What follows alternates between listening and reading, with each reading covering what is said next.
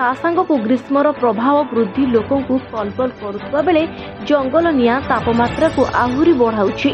केन्दुझर जिला बडबिल रेंजर विभिन्न संरक्षित जंगल रे निया लागि धू धू होई जळुछि। रोइडा सिद्धमठ संरक्षित जंगल बलाणीपुर रिजर्व फरेस्टर एवं किरिबुरु जंगलर केतेक स्थान रे निया लागि प्रबल बेगरे जळुछि। निया लिभाइबाकु वन विभाग उद्यम करी नाकेदम हेउछि।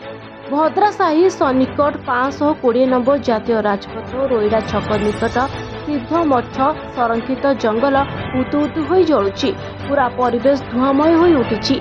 पवन बोहिबा फल जंगल रे निया व्यापिबारे लागिछि। एकर एकर जंगल निया कबलित होइतिबा देखिबाकु मिलिछि।